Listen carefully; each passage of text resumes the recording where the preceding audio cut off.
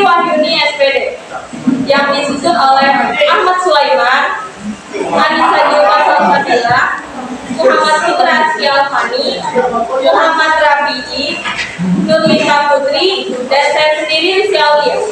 Simak penjelasan materi berikut ini.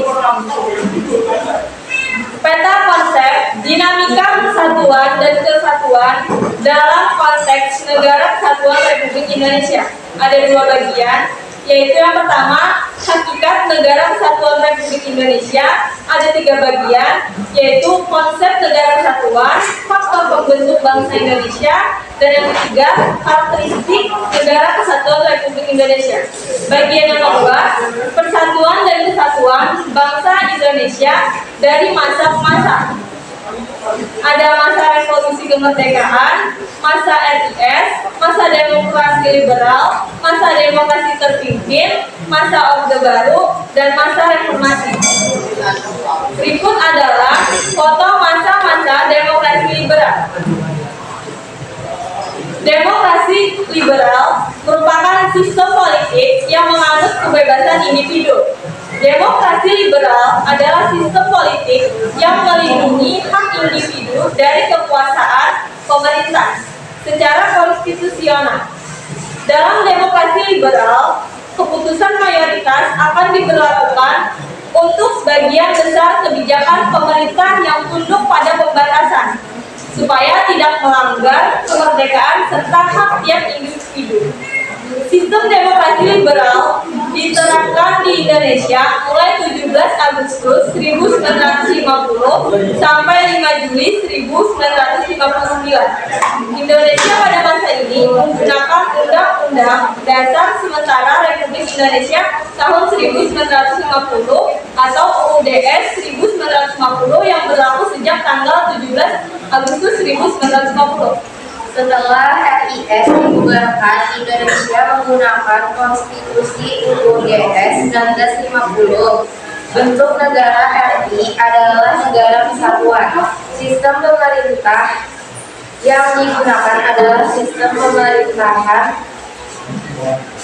parlementer. Presiden berfungsi sebagai kepala negara dan menjadi bagian dari pemerintah. Namun, tanggung jawab pemerintah di kalangan Perdana Menteri bersama para menterinya, presiden dan wakil presiden tidak boleh diganggu gugat. Penanggung jawab tindakan pemerintah adalah para menteri. Sebagai kepala negara, tugas presiden terbatas. Contohnya, hanya mengesahkan Dewan Menteri yang diusulkan oleh formatur kabinet, memberi tanda-tanda kehormatan sesuai dengan undang-undang, dan melaksanakan tugas-tugas seremonial dalam UUD 1950 yang bertanggung jawab atas kebijaksanaan dan pemerintahan adalah menteri-menteri kepada DPR. Di UUDS 1950 juga hanya mengenal 5 lembaga negara, yaitu Presiden, Menteri, DPR, MA, dan DPK atau Dewan Pengawas Keuangan. Pada masa demokrasi liberal, terjadi ketegangan sosial politik akibat beberapa kali pergantiannya kabinet. Gagalnya konstituen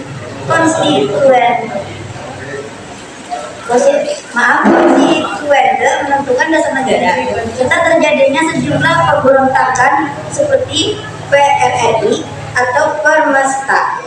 Akibatnya muncul desakan untuk memberlakukan kembali UUD NRI tahun 1945. Pada masa ini, pemberontakan yang terjadi adalah pemberontakan Darul Islam atau Tentara Islam Indonesia atau DI atau TII di Kalimantan Selatan, Sulawesi Selatan, dan Aceh, dan pemberontakan pemerintahan Revolusioner Republik Indonesia PRRI atau Perjuangan Rakyat Semesta atau Permesta. Berikut adalah gambar demokrasi terpimpin. terpimpin. Demokrasi terpimpin adalah suatu sistem demokrasi yang menempatkan segala kebijakan atau keputusan berpusat pada pemimpin negara.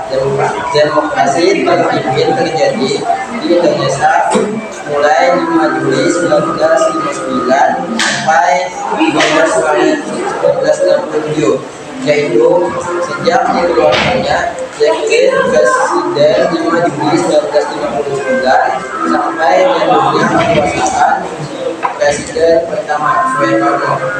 Ada beberapa hal yang mengalami dijalankannya sistem demokrasi yaitu sebagai berikut. 1. Segi keamanan. Sering terjadinya gerakan separatisme membuat kondisi Indonesia pada masa demokrasi liberal yang semakin tidak stabil.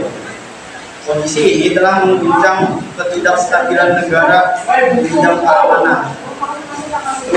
Segi ekonomi. Pergantian kabinet yang terlalu singkat pada sistem pemerintahan sebelumnya menyebabkan program-program yang telah dirancang tidak dapat berjalan dengan lancar. Hal ini menimbulkan efek serius terhadap pembangunan ekonomi yang terhambat. Nomor 3. Segi politik.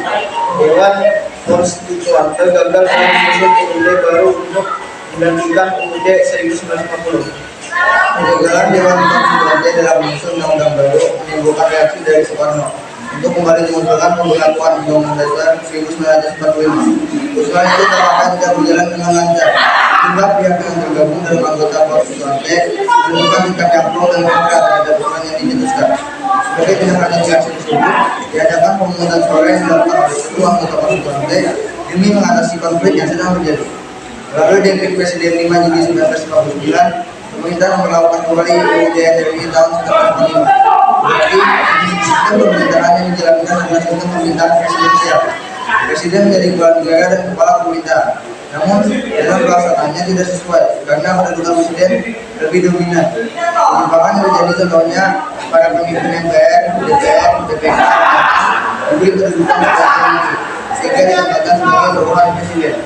Presiden membubarkan DPR pada tahun 1950 dan adanya Undang-Undang 19 tahun 1954 yang membuat presiden berhak untuk mencampuri proses peradilan pada masa ini. Pemberontakan yang terjadi adalah pemberontakan G30S atau PKI. Apakah ada pertanyaan? Kalau ingin bertanya silahkan tulis di kolom komentar. Sekian presentasi dari kelompok kami. Terima kasih. Wassalamualaikum warahmatullahi wabarakatuh.